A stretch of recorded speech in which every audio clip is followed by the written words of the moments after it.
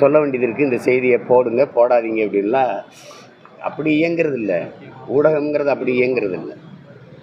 கொஞ்சம் உண்மையின் நேர்மையுமா அறம் சார்ந்து இயங்கணும். இல்லைன்னா அவ்வளோ பெரிய பேரணி பொதுக்கூட்டம் நடத்துகிறோம் நாங்கள், சாதிவாரி கணக்கெடுப்பு, பஞ்சமர நிலம் மீட்புன்னு. பன்னெடுங்காலமாக இந்த நிலத்தில் இந்த நாட்டில் இருக்கிற மக்கள் பிரச்சனை. அந்த போராட்டத்தை நீங்கள் ஒருத்தர் கூட அதை மக்கள்கிட்ட கொண்டு போய் சேர்க்கல. மின்கட்டண உயர்வுக்கு, சட்டம் ஒழுங்குக்கு நான் சீர்கேடுக்கு நான் போராட்டம் பண்ணேன். ஏன் இந்த போராட்டம் நடத்துகிறீங்க சீமான்னு கேட்கல. ஆனால் அவசியமற்று என்னை இழிவுபடுத்துகிற, கேவலப்படுத்துகிற செய்தியெல்லாம் விரட்டி விரட்டி எடுத்து கொண்டு போய் சேர்க்குறீங்க மக்கள்கிட்ட. இது சரியான அணுகுமுறை இல்லை. ஏன்னா இப்போ ஊடகத்தை நிராகரிச்சுட்டு கடந்து போகிறது தவிர வழி இல்லாமல் போயிடும். சரி போங்க, இது பண்ணிட்டு போங்க. சரி, நான் உங்களை மதிக்கிறேன், ஆனால் நீங்கள் என்னை மதிங்க, நிராகரிங்க, அதை பற்றி எனக்கு கவலை இல்லை, மதிக்காமல் போங்க. இப்போ என்ன உங்களுக்கு கேள்வி கேளுங்க, நான் பதில் சொல்கிறேன்.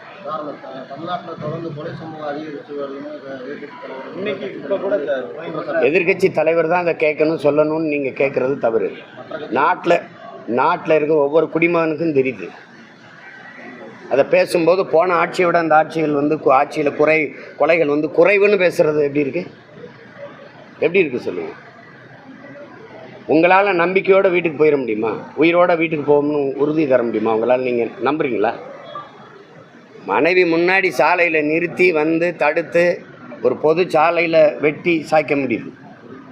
ஒரு காவலரை உயிரோட தீ வச்சு கொளுத்த முடியுது.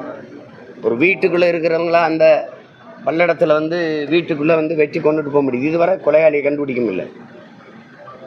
இப்போ மதிப்பிற்குரிய ஐயா நேரு அவருடைய தம்பி ராமஜெயத்தை கொன்னது யார் சொல்லுங்கள்?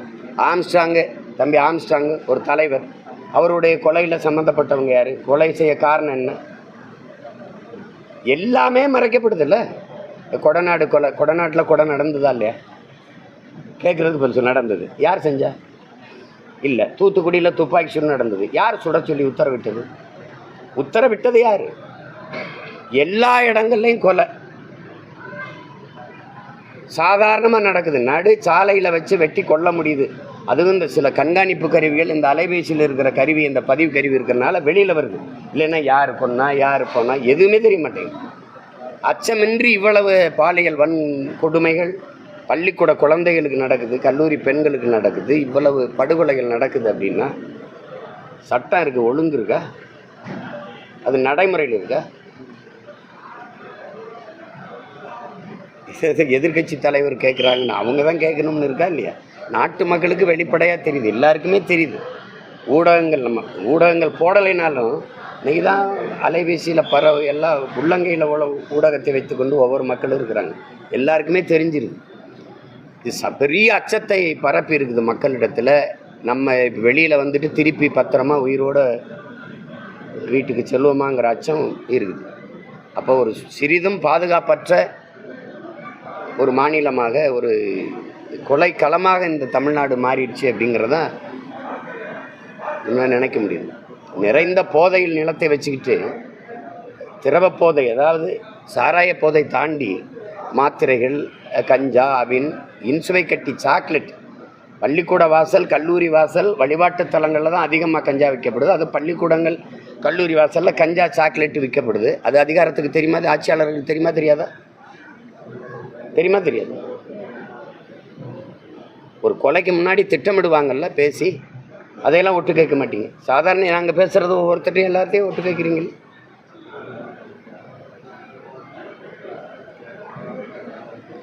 எங்கே போய் நிறுத்துவாங்கன்னு தெரியல.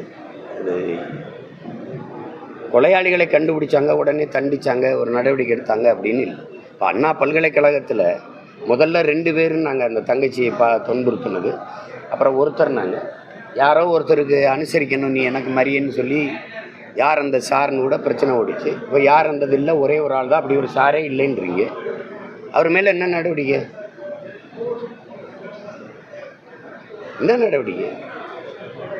சாலையில் வரும்போது திமுக கொடியை கட்டிக்கிட்டு வழியில் முன்னாடி போன பெண்களை கேலி பண்ணதுக்கு, மறித்து இது பண்ணதுக்கு, அந்த திமுக கொடி இருந்ததுக்கு உடனே அந்த ஒருத்தரை எடுத்து வாக்குமூலம் அந்த காவல்துறை வண்டியிலே வச்சு பதிவு பண்ணி வெளியிடுறீங்க. அப்படி இந்த ஞானசேகரனை நீங்கள் என்னென்ன பண்ண, எதுக்கு பண்ண, எவ்வளோ நாள் அது நடக்குது, யார் இதை பண்ணீங்க, ஏன் அந்த பொண்ணை போய் இப்படி துன்புறுத்தீங்கன்னு அவரை கைது பண்ணிட்டீங்களா? அவன் வாக்குமூலங்க குற்றப்பதிவை என்ன இந்த மாதிரி ஒரு பாலியல் கொடுமை பண்ணிட்டான்னு சொல்லி பதிவு பண்ண பொண்ணோட வாக்குமூலத்தை வெளியிட்ட காவல்துறை இவனுடைய வாக்குமூலத்தை ஏன் வெளியில்லை, மக்களுக்கு சொல்லலை? ஆம்ஸ்டாங் கொலையில் அத்தனை பேரை கைதிகளை பிடிச்சி கூட்டிகிட்டு போகிறீங்க, வண்டியில் ஏற்றிட்டு வரீங்க, இறக்கிட்டு வரீங்க. 3 பேரை சுட்டு கொன்னுட்டீங்க. ஏன் சுட்டீங்க? அந்த கொலையில் நேரடி குற்றவாளிகளா? குற்றவாளிகள்னால் அவர்கிட்ட விசாரிச்சிருக்கணும்ல, மக்கள்கிட்ட சொல்லணும்ல ஏன் சுட்டோம்னு. நினச்சா சுட்டு போட்டு போயிடுவீங்க 3 பேரை, கேட்க ஆள் இல்லை. அந்த கைதிகள்கிட்ட ஏன் ஆம்ஸ்டாங்னு ஒரு தலைவனை நீங்கள் ஆம்ஸ்டாங் என்ன எந்த பெரிய பதவியிலும் இல்லை, ஆனால் ஆயிரக்கணக்கான மாணவர்களை படிக்க முடியாத மாணவர்களை படிக்க வச்சு அத்தனை பேரையும் வழக்கறிஞர் ஒரு அரசு செய்ய வேண்டிய வேலையை செய்த ஒரு தனி மனிதன் சாதாரணமாக வெட்டி போட்டு போயிட்டீங்க வீட்டு வாசலில். அந்த கைதி பேசியிருக்கானா இந்த வாக்குமூலம் இதனால் கொன்னோம்னு காரணம் சொல்கிறான், இந்த நோக்கத்துக்காக கொன்னோம்னு சொல்கிறான், இவங்க சொல்லி நாங்கள் கொன்னோம்னு சொல்கிறாங்க. அப்படி ஏதாவது மக்களுக்கு தெளிவுபடுத்திருக்கீங்களா? நீங்கள் நினச்சா வெளியிடுவீங்க, நினச்சா மறைப்பீங்க. 1000 கோடி இந்த சாராய டாஸ்மாக் கடையில் ஊழல். அதுக்கு உங்கள் கருத்து என்ன? அதுக்கு கருத்து என்ன? தம்பி அண்ணாமலை வந்து அந்த 1000 கோடி ஊழலை ஏற்று போராடுறாங்க. நான் தான் போராடணும், நீ அவர் போராடக்கூடாது, தம்பி போராடக்கூடாது. முழுமையான இந்த நாட்டை ஆளுகிற அதிகாரத்திற்கு அவர் போராடக்கூடாது. 150 கோடி ஊழல்னு தானே அரவிந்த் கெஜ்ரிவாலை உள்ள வச்சிங்க. இதனால தான் உள்ள வச்சிங்க. அவரை பதவியை விட்டு வெளியேறி வேற ஒருத்தர் முதல்வராக்க வேண்டிய நிலைமைக்கு தள்ளினீங்க. தெலுங்கானாவுடைய முதலமைச்சர் சந்திரசேகர் ராவுடைய மகளை எது கைது பண்ணீங்க? இதே வழக்கு, இது மாதிரி குற்றச்சாட்டு தானே, சிறைப்படுத்தினீங்கல்ல, உடனே நடவடிக்கை எடுத்தீங்கல்ல. இங்கே நடவடிக்கை எடுக்கிற உயரத்தில் இருக்க நீங்கள் ஆர்ப்பாட்டம் செய்கிறது எது? அது அர்த்தமற்றதாக இருக்குது, அவசியமற்றதாக இருக்குது. இப்போ நாங்கள் போராடலாம், நீங்கள் போராடக்கூடாது. நீங்கள் தான் சோதனை நடத்துனீங்க, அமலாக்கத்துறையில் சோதனை நடத்திட்டீங்க, 1000 கோடி ஊழல்னு தெரியுது. அதுக்கு என்ன நடவடிக்கை இருக்குது? அதை பற்றி பேச மாட்டேங்கிறீங்க. இந்த கழிவறையில் 450 கோடி ஊழல், கழிவறை கழுவுறேன்ட்டு அதை பற்றி பேசவே இல்லை. திடீர்னு மொழி மேலே பற்று வரும், மும்மொழி கொள்கையை எதிர்க்கிறம்பாங்க, தொகுதி சீரமைப்பில் தொகுதி குறைஞ்சிரும்பாங்க. இதுதான் இப்போ தொகுதி குறையுதா, சீரமைக்க அது போகிறாங்களா? அதெல்லாம் ஒன்றும் இல்லையே. சாதி வாரி கணக்கெடுப்பு எடுங்கன்னா அது இல்லை, அது மத்திய அரசு தான் எடுக்கணுமா? இப்போ மாநில உரிமை எதுக்காக பேசுனீங்க? பீகார் எடுக்க முடியும், தெலுங்கானா எடுக்க முடியும், நீங்கள் எடுக்க முடியாது. அதான் எங்கள் ஐயா அன்புமணி கேட்குறாரு நாடாளுமன்றத்தில், நீங்கள் சாதிவாரி கணக்கெடுப்பு எடுக்க மத்திய அரசுக்கு ஏதாவது பரிந்துரைச்சிருக்குதா தமிழ்நாடு அரசுனா? அப்படிலாம் ஒன்றும் ஒரு கடிதம் வரலையேங்கிறார்.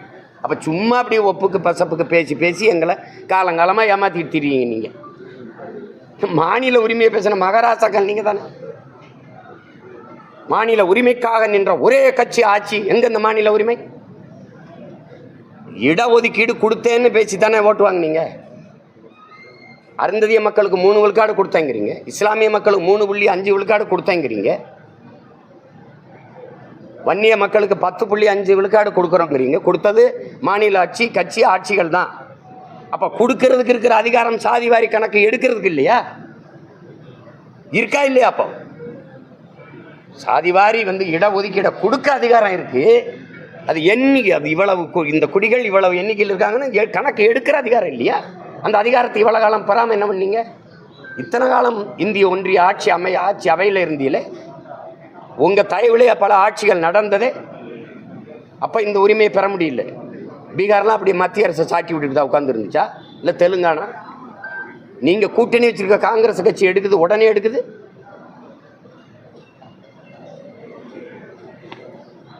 ஏதோ ஒன்று தேர்தல் வரும்போது இருக்கிற பழைய வேஷத்தை கழிச்சிட்டு அப்புறம் களைச்சிட்டு அடிச்சுட்டு புதுசாக ஒப்பனையை போட்டு புது நடிகராக வந்துடுறது. என்னது? வேற ஏதாவது கேள்வி? நடிகர் விஜய் வந்து வீட்டில் உட்காந்துக்கிட்டு நடிகை இடுப்புகளை கிள்ளிக்கிட்டு வீட்டில் உட்காந்துட்டு அறிக்கை தராரு அப்படின்னு சொன்னா விமர்சனம் பண்ணுங்க. அதை எப்படி பார்க்குறீங்க? ஒர்க் ஃப்ரம் ஹோம் வீட்டில் உட்காந்து அறிக்கை அரசியல் பண்ணுறது இல்லை, அவரும் அது அவருடைய தொழில் தேர்வு. அது நடிக்கிறது திரைப்படத்துறையிலேருந்து இருக்கிறாரு, அதனால அவர் படப்பிடிப்புக்கு போகிறாரு. இது இப்போ அவருக்கு இப்போ எங்களை மாதிரி தினம் இப்படி வர்றதுக்கு நேரம் இல்லாமல் இருக்கலாம். ஒரு நாள் அவரும் இப்படி வர வேண்டியது இருக்கும், வருவார். அது போய் நம்ம குறையா சொல்லிட்டு இருக்க வேண்டியதில்லை. அது என் தம்பி அண்ணாமலையோட கருத்து, அதில் எனக்கு கருத்து இல்லை. அதெல்லாம் வந்து திமுகவோட பி டீம் சொல்லியிருக்காரு. திமுக மறுபடியும் ஆட்சிக்கு வரதான் வந்து மறைமுகமாக விஜய் அரசியலுக்கு வந்திருக்காருன்னு சொல்லி அந்த விமர்சனம் வைக்காது. இதெல்லாம் எடுத்து சிரிச்சிட்டு போயிடணும். என்ன நான் இல்லாத பி டீமா? நீங்களும் பி டீம், அவங்களும் பி டீம் தான். நீங்கள் தம்பி இது ஏதோ தம்பி பேசுகிறது, நான் தான் ரொம்ப நாளாக பிஜேபின்னு பி டீமு. நான் ஏன் பி டீமாக இருந்தேன்? ஏன்னா ஏ டீம் வந்து திமுக, அதனால் நான் பி டீமாக இருந்தேன். ஏ டீமு திமுகவாக இருந்துச்சு. வாய்க்கு வர்றது ஏதாவது சொல்கிறதான், ஒருத்தர் பழி போடும்போது அந்த டீமு இந்த டீமுன்னு அப்படின்னு. நான் எந்த டீம் இல்லை, நான் மக்கள் டீமுன்னு சொந்த டீமு. நாங்கள் தனியாக தான் போடுவோம், எங்கள் டீம் தனியாக தான் போடுவோம், தனியாக தான் ஆடுவோம். அதனால் சொல்கிறவங்க கொஞ்ச நாள் சொல்லுவாங்க, அவ்வளோதான். அது போய் இதெல்லாம் ஒரு சிக்கலாக, இதெல்லாம் ஒரு இதாக. இலங்கை தமிழர் பிரச்சனை வந்து தொடர்றதே இருக்கு. நம்ம தமிழர் மீனவர்கள் அதுக்காக தான் போராட போயிட்டு இருக்கேன். அவர் நிர்மலா சீதாராமன் என்ன சொல்லியிருக்காங்கன்னா, எப்பயுமே தமிழக மீனவருக்கு எந்த பாதிப்பு வந்தாலும் பிரதமர் மோடியும் ஜெய்சங்கரும் எல்லா நடவடிக்கையும் எடுத்துட்டு வர்றாங்க அப்படின்னு. நீங்கள் சொல்லுங்கள், நடவடிக்கை எடுக்கப்படுதா? ஒரு கேள்வி கேட்போம். குஜராத்தில் ஒரு மீனவரை பாகிஸ்தான் கடற்படை இராணுவம் கைது செய்யுது. இந்திய கடற்படை இராணுவம் விரட்டி போய் தடுத்து அதை மீட்டு கொண்டு வருது. 800க்கு மேற்பட்ட மீனவர்கள், குறைஞ்சது 840 பேர் எங்கள் இதில் சுட்டே கொண்டிருக்கு. இன்னும் 150-200 பேருக்கு மேலே சிறைக்குள்ளே கிடக்குறான். 12 பேரை ஒரே சங்கிலியில் அப்படி கூட்டிகிட்டு போன காட்சி எல்லாரும் பார்த்தீங்க. எல்லை தாண்டி வரான்னு எதுதான் கடலில் இல்லை. எனக்கு அந்த மீன் பிடிக்கிற உரிமை இருக்கா இல்லையா? இந்த நாட்டின் குடிமகன் தானே நான். ஏன் குஜராத்தில் ஒரு மீனவனுக்கு இருக்கிற அந்த பாதுகாப்பு, அந்த உரிமை, அவன் உயிருக்கு இருக்கிற அக்கறை, இத்தனை மீனவர் சுடப்படும் போது பாதுகாப்புக்கு இவ்வளவு பேர் சிறை பிடிக்கப்படும் போது படகை பறித்து ஏழை விடும்போது நீங்கள் தடுத்துருக்கணும்ல. ஒரு படகின் விலை என்ன? ஒரே மீனவன் வாங்கினதா? அது கடன் பெற்று வாங்கினது. 4-5 மீனவர்கள் சேர்ந்து கூட்டாக வாங்கினது. அதை பறித்தவன் ஏழை விட்டுறான். அப்போ என் வாழ்வாதாரம், எனக்கு ஆதாரமாக இருந்த படகே போயிடுச்சுன்னா நான் எங்கே வாழ்கிறது? இதையெல்லாம் கேட்காம நடவடிக்கை எடுக்கிறோம்னு என்ன நடவடிக்கை? நடுக்கடலில் வச்சு கொல்றது, கடத்திக்கிட்டு போய் சிறையில் போடுறது, கைது பண்ணி, இதான் நடவடிக்கை. இதைத்தான் பார்த்துக்கிட்டு இருக்காது. போராட வேண்டிய தேவை. மீனவர்கள் ராமேஸ்வரத்தில் பட்டினி போராட்டத்தை தொடர்ந்தார்களா இல்லையா? செய்தார்களா இல்லையா? அப்போ பிரச்சனை தீர்க்கப்படுதுன்னா ஏன் போராட வேண்டிய தேவை வருது? சொல்லுங்கள். பிரச்சனை இல்லைன்னா பொழுது போகாமல் போராடுறோமா? உழைக்க முடியலேன்னு போராடுறோமா, இல்லை பொழுது போகலேன்னு போராடுறோமா? வேற தமிழ்நாட்டில் வந்து ஒரு தலித் வந்து ஜனநாயக சிந்தனையோட அரசியல் கேள்வி எழுப்புனா பெரியாரிஸ்டுகளுக்கும் அதே மாதிரி திராவிடருக்கும் பிடிக்கிறது இல்லை. இது வந்து சர்வாதிகார போக்குன்னு கோபி நாயனார் சொல்லி தனக்கு வழங்கப்பட்ட அந்த அறம் படத்துக்காண்டி வழங்கப்பட்ட விருது வந்து திரும்பி அளிச்சிருக்காரு. சர்வாதிக போக்குன்னு அப்படின்னு சொல்லியிருக்காரு. இல்லை, தம்பி சொல்கிற கருத்தை நான் ஏற்கிறேன். அதில் அவர் சொல்கிற தாழ்த்தப்பட்ட மக்கள் ஜனநாயக கருத்தை சொன்னால் மட்டும் அவங்க எதிர்க்கிறாங்கங்கிறத அப்படி பார்க்க வேண்டியது. யார் சொன்னாலும் ஏற்க மாட்டாங்க. நான் சொன்னால் ஏற்கிறாங்களா? நீங்கள் சொன்னால் ஏற்பாங்களா? அவங்களுக்கு ஆதரவாக சொன்னீங்கன்னா, அவங்க செய்கிற அநீதிக்கு ஒத்துழைச்சிங்கன்னா, அவங்க செய்கிற அக்கிரமங்கள், அடிக்கிற கொலை செய்கிற கொலை, ஊழல், லஞ்சம், இதெல்லாம் அதுக்கெல்லாம் ஆதரவாக இருந்தீங்கன்னா அந்த கருத்து வரும். எதிர்கருத்து. இது ஜனநாயகம் கிடையாது, இது கொடுங்கோன்மை. எட்வர்ட் ஸ்னோடன் சொல்கிறான்ல, ஒரு நாட்டில் நடக்கிற குற்றங்குறைகளை எடுத்து சொல்வது, அநீதிகளை எதிர்த்து அறைகூவல் விடுப்பது அந்த நாட்டில் குற்றமாக கருதப்படுமானால் அந்த நாட்டை குற்றவாளிகளே ஆள்கிறார்கள் என்று பொருள்கிறான்.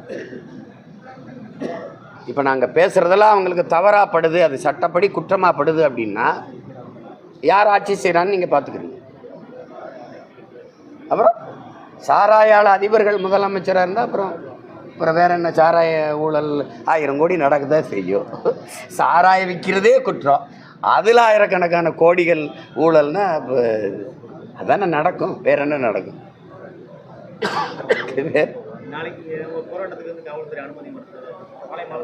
எந்த போராட்டத்துக்கு எனக்கு அனுமதி கொடுத்துருக்கு? ஒன்றுக்கு நீதிமன்றத்துக்கு போகணும். அது காரணம் தெரியும்ல. நான் கேட்ட இடத்துல அது அனுமதி மறுத்ததுக்கு காரணம் பள்ளிக்கூடம் இருக்குது பக்கத்துலன்ட்டு. ஞாயிற்றுக்கிழமை எந்த பள்ளிக்கூடம் இருக்குது? இவ்வளவு அறிவான டாஸ்மார்க்காக இருக்கும். ஒருவேளை அரசு பள்ளிக்கூடம் டாஸ்மார்க்காக இருக்கும். எந்த செங்கோட்டையில் அரசு பள்ளிக்கூடத்தில் மேற்கூரை இடிந்து விழுந்திருக்கு. கிட்டத்தட்ட 7500 கோடி இன்னைக்கு சட்டசபையில் நிதி ஒதுக்கப்பட்டது. அது ஒரு வேளை அதிமுக ஆட்சியில் கட்டப்பட்டதாக இருக்கும். திமுக ஆட்சியில் கட்டப்பட்டிருந்தா அது ஒரு 1000 ஆண்டுகளை தாண்டி உறுதியாக இருந்திருக்கும். இதெல்லாம் பேசணும். இதெல்லாம் தான் பிரச்சனை. சாப்பிட்டுக்கிட்டு இருக்கும்போது பிள்ளைங்க சாப்பாடு தட்டில் மேற்கூரை இடிஞ்சு விழுந்தது தான் பேசணும். அதை தான் பேசணும். இது ஆனால் படிக்கிற பிள்ளைகள் பள்ளிக்கூடம் அப்படி இருக்குது, அதை பற்றி கவலைப்படல. நீங்கள் சமாதி ஒவ்வொன்றையும் எவ்வளோ பெருசாக கட்டுறீங்க, எவ்வளவு கோடிகள் அதுக்கு கொட்டுறீங்க. படிக்க வர்ற பிள்ளைகளை பற்றி கவலைப்படல. குடிக்க மக்கள் வரல, வியாபாரம் குறைஞ்சிருச்சுன்னா அதுக்கு ஆய்வு நடத்துகிறீங்க. அதை குடிக்க வர்ற எண்ணிக்கையை பெருக்கிறதுக்கு திட்டங்களை தீட்டுறீங்க. இதெல்லாம் எப்படி சார்? இந்த டாஸ்மாகில் 1000 கோடி ஊழல் நடந்திருக்கு, அமலாக்கத்துறை கண்டுபிடிச்சாங்க, டாக்குமெண்டேஷன் எல்லாமே இருக்குன்னு சொல்கிறாங்க. ஆனால் வந்து தமிழக அரசு கோர்ட்டில் போயிட்டு நடவடிக்கை எடுக்கக்கூடாதுன்னு சொல்லி போயிருக்காங்க ஒரு ஆர்குமெண்ட்டுக்கு. எப்படி பார்க்குறீங்க சார்? அதே போல் நம்ம நேர்மையான அணுகுமுறையாக பார்க்குறேன் நான். என்ன இருக்குது இது? நாட்டின் மிக உயர்ந்த நீதியே வந்து நம்பிக்கையை சிறுக இழந்துக்கிட்டு இருக்கு. ஒன்றும் பேச முடியாது. அது இப்போ நம்ம போய் அதை பேசுகிறா நீதிமன்றத்தையே எதிர்க்கிறார், விமர்சிக்கிறாரும்பாங்க. இதை நீங்கள் தான் கவனத்தில் எடுக்கணும். வெகுவாக இதை கவனிக்கிற மக்கள் எதுக்கு நீதிமன்றம் போகணும் எதுக்குன்னு பாருங்கள். இப்போ வந்து ஊழல் நடந்திருக்கு, அதை ஒத்துக்கிற என்ன சொல்கிறது, ஒரு ஒத்துக்கிற குணம் இல்லை, பக்குவம் இல்லை. சரி தப்பு சரி பண்ணுறோம்னு இல்லை சொல்கிறாங்க. முதல்ல 1 லட்சம் கோடின்னாங்க, அப்புறம் அந்த ஒரு வாரத்துக்குள்ளே என்ன நடந்ததோ தெரியல, அப்புறம் 1000 வந்திருக்கு. கடைசியாக முடிக்கும்போது 100 கோடியாக கூட வரும். எல்லாம் அப்படிலாம் ஒன்றும் நடக்கலைங்க, அதில் ஏதோ சும்மா சொன்னாங்கன்னு சொல்லி வரும். யார் சொன்னால் நாங்கள் அப்படி ஒன்றும் சொல்லலையேன்னு கூட வரும், செய்தி வரும். சார், தமிழக அரசு நாடு வந்து எப்படி பார்க்குறீங்க? எது கோர்ட்டுக்கு போன இந்த விஷயத்தில் அதையா இல்லை இடி ரைடு நடத்தக்கூடாதுன்னு சொல்லி உச்சநீதிமன்றத்தில் தமிழக அரசு மேல்முறையீடு செஞ்சுருக்காங்க. மேல் நடவடிக்கை எடுக்கக்கூடாது. அது என்ன செய்வாங்க, அவங்க மேலே இருக்கிற அந்த வெளிப்படையாக தெரியுது இந்த ஊழல் குற்றச்சாட்டு. இப்போ தம்பி உறுதிப்பட சொல்கிறாரு 1000 கோடி நடந்திருக்குன்னு, அப்போ நம்பி தான் ஆகணும். ஏன்னா அவங்க ஆட்சியில் இருக்கிறாங்க. அப்போ 1000 கோடி ஊழல் நடந்திருக்குன்னா அதுக்கு நடவடிக்கை எடுக்கணும். இவங்க திருப்பி போய் அதை தடை கேட்குறாங்கன்னா பொறுத்திருந்து பார்க்கணும். நாட்டின் உயர்ந்த நீதியாகவே இருக்கா இல்லை எப்படி இருக்குன்னு பார்க்கணும், பொறுத்திருந்து பார்க்கணும். ஆனால் இந்த சாலையோர கடைகள், உணவு கடைகள் வச்சிருக்க வியாபாரிகள்கிட்ட வந்து இந்த உணவு பாதுகாப்புத்துறை துரத்தி வந்து நடவடிக்கை எடுக்குது. ஆனால் இதே டாஸ்மாக் நடவடிக்கைன்னு சொல்லாதீங்க, அதை போய் என்ன நடவடிக்கை எடுக்குது? நடவடிக்கைனா என்னன்னு சொல்லுங்க. நடவடிக்கைனா அது தவறு, ஒரு குற்றம் நிகழுது, அதில் போய் நடவடிக்கை எடுக்குதுன்னு சொல்லணும். இதில் என்ன துரத்தி நடவடிக்கை எடுக்கிறதுக்கு இருக்கு? சொல்றதுதான். இங்கே பாருங்க, இன்னைக்கு இருக்கிற பெரிய விடுதலை விட ஓரளவுக்கு சுகாதாரமான உணவு இருக்கிறது தள்ளுவண்டி கடைகளில் தான். நாங்கள்லாம் கையேந்தி பவன் தான் சொல்கிறது. நாங்கள்லாம் போய் சென்னையில் போய் வாழ்ந்ததே இந்த கையேந்தி பவன் வச்சு தான். அவன் தான் இட்லி மாவாட்டி அல்லது உப்புமா கிண்டி முதல்ல சுட கொண்டாந்து விற்றுட்டு போயிடுவான். மற்றவங்கெல்லாம் குளிர் வீட்டியில் வச்சு கோழியோ கறியவோ பொருள்களே வச்சு ஒரு வாரத்துக்கு கொடுப்பான். அது பெரிய விடுதியாக இருக்கிறனால சுகாதாரமாக இருக்கும்னு ஒரு உளவியெல்லாம் நம்பிக்கை. பணம் பறிக்கணும், அவனை தொந்தரவு பண்ணணும், அதனால நேர்மையாக இருக்கிற மாதிரி காட்டிக்கணும். ஆனால் இங்கே இருக்க நேர்மை ஏன் டாஸ்மாக்லேயோ ஒரு பார்லேயோ இருக்க மாட்டேங்குது? அது எப்படி? நடத்துகிற எஜமான் யார் தம்பி? இங்கே தான் விற்பத்தியாளனும் ஒரு விற்பனையாளனும் ஒரே ஆளாக இருக்கிற ஆள் யார்? இந்த ஒரு இடத்துல தான் யார் உற்பத்தியாளரோ அவரே விற்பனையாளராக இருக்கார். எதில்? இந்த டாஸ்மார்க்கில் அவர் தான் உற்பத்தியாளர், அவர் தான் விற்பனையாளரும் அவர் தான். நீங்கள் எஜமானுக்கு எதிராக, முதலாளிக்கு எதிராக நீங்கள் என்ன நடவடிக்கை எடுப்பீங்க? நடவடிக்கை எடுத்து பாருங்களேன் ஒரு தடவை. மது விலக்குக்கு நம்ம சைட்லேருந்து அடுத்தது அழுத்தம் கொடுக்கறதுக்கான வாய்ப்புகள். அழுத்தம் கொடுத்து என்ன? எத்தனை அழுத்தம் கொடுக்குறது? அதெல்லாம் அவங்க காதில் வாங்க மாட்டாங்க. ஒரே இது வெல்லணும், இதையெல்லாம் மூடணும், அவ்வளோதான். வெற்றி ஒன்றை தவிர எங்களுக்கு வேறு வழி கிடையாது. ஜெயிக்கணும். அதுக்காக தான் இவ்வளோ கடுமையாக உழைச்சி ஓடிட்டுருக்கோம். பேசி பயனில்லை. எத்தனை ஆண்டுகளாக நான் வந்து போராடுறேன். இப்போது எனக்கு முன்னாடி எங்கள் ஐயா மருத்துவர் ராமதாஸ் போராடி இப்போ கூட போராடிட்டு தான் இருக்கா. இப்போ எங்கள் அண்ணன் கூட மது ஒழிப்பு மாநாடு நடத்தினாங்க. பலன் என்ன? அது காதில் வாங்க மாட்டாங்க. அவங்க பேச்சு அவங்களே 2016 தேர்தலில் வரும்போது 16 தான் நினைக்கிறேன், நாங்கள் வந்தால் டாஸ்மார்க்கை மூடுவோம்னு பேசுனது இருக்குல்ல, எல்லாருமே பேசுனாங்க. இப்போ 21 அதை பேசலை. ஏன்னா அந்த வாக்கால் தான் நம்ம தோத்துட்டோன்னு அவங்க நம்பினாங்க. நம்ம மூடுவோம்னு சொன்னதுனால நமக்கு இந்த மது பெரியர்கள் வாக்கு போடல, அதனால நம்ம தோத்துட்டோன்னு அவங்க இன்னும் நம்புகிறாங்க. இவங்க தானே அதிகமான விதவைகள், இளம் விதவைகள் இருக்கிற மாநிலமாக தமிழ்நாடு மாறிக்கொண்டிருக்கிறது. அதை பற்றி இந்த ஆட்சியாளர்களுக்கு கவலை இல்லைன்னு இப்போ அதை விட அதிகமாக இளம் விதவைகள் இருக்கிற மாநிலமாக மாறிக்கொண்டிருக்கு. அதை பற்றி அவர்களுக்கு கவலை இல்லை. இது ஒன்றும் பண்ண முடியாது. அது சாதனை, அப்பாவின் சாதனையில் பிள்ளைகள் தாலி இருக்கிறது ஒரு சாதனை தான். அது ஒரு இல்லை. சார், இன்னைக்கு சட்டமன்றத்தில் தமிழக வாழ்வுரிமை கட்சியோட சம்பந்தமாக தமிழுக்கு சம்பந்தமாக பேசும்பொழுது அவங்களுக்கு வந்து வாய்ப்பு மறுக்கப்படுது. அது மட்டும் இல்லாமல் அவர் வந்து நீங்கள் வந்து என்ன அராஜகமாக அதிகபட்சமாக பேசுறீங்கன்னு சொல்லி இவர் பேசியிருக்காரு, சேகர் பாபு பேசியிருக்காரு. நீ வா பொண்ணு உரிமையில் பேசியிருக்காரு சார். இதிலிருந்து என்ன தெரியுது, இந்த அரசு, இந்த அவை தமிழுக்கு, தமிழர்களுக்கான அவை இல்லை, அதுக்கான இடம் அங்கே இல்லை அப்படிங்கிறத நீங்கள் இல்லை, என்னுடைய செவியை, என்னுடைய இதை கேட்டுக்கொண்டிருக்கிற மக்கள், இன உணர்வும் மான உணர்வு கொண்ட தமிழ் மக்கள் புரிந்து கொள்ளணும். இது நமக்கான நாடுன்னு பேர் தான் தமிழ்நாடு. தமிழுக்கும் தமிழனுக்கும் இது சுடுகாடு. நம்மை அவர்கள் வச்சிருக்கிறது, நமக்கு ஒரு உயிர் இருக்குது, உணர்வு இருக்குது, உரிமை இருக்குங்கிறது இல்லை, நம்மக்கிட்ட ஒரு ஓட்டு இருக்குது, அதுக்காக தான் வச்சுருக்கான். அதுவும் காசு கொடுத்து வாங்கிக்கிற முடியுங்கிறனால அதை பற்றி கவலைப்படுறது இல்லை. தமிழ்நாட்டின் அரசவையில் தமிழை குறித்து, தமிழர் நலன் குறித்து, மொழி மீட்சி குறித்து, அதன் பாதுகாப்பு குறித்து பேச முடியாத சூழ்நிலை இருக்குன்னா அதுக்கு எதுக்கு இந்த அரசு? அது தமிழ்நாடு அரசு சட்டசபைன்னு ஏன் பேசணும்? அதை வேல்முருகன் வந்து என்ன சொல்றாருன்னா, சேகர் பாபு சொல்றத முதலமைச்சர் அப்படியே பேசுறாரு, அதிகபட்ச இந்த அப்படியே அதே வார்த்தையை பயன்படுத்துறாரு சேகர் பாபு அப்படின்ற மாதிரி அவர் சொல்றாரு. வருத்தமா இருக்கு சிஎம் பேசுறாரு. எது அதிக பிரசங்கித்தனம், எது அக்கறை, எது அவசியம்ங்கிறத 26 தேர்தலில் தெரியும்ல, தெரியும், பார்ப்போம். ஒரு ஆண்டு முன்னாடியே வேட்பாளர் அறிவிச்சிட்டீங்க, தேர்தல் ஒரு ஆண்டு முன்னாடியே தொகுதி வாரிய பிரச்சாரம் எப்போ? இல்லை, சின்னத்துக்காக காத்திருக்கேன், வந்த உடனே ஆரம்பிப்பேன். மகிழ்ச்சி. நன்றி.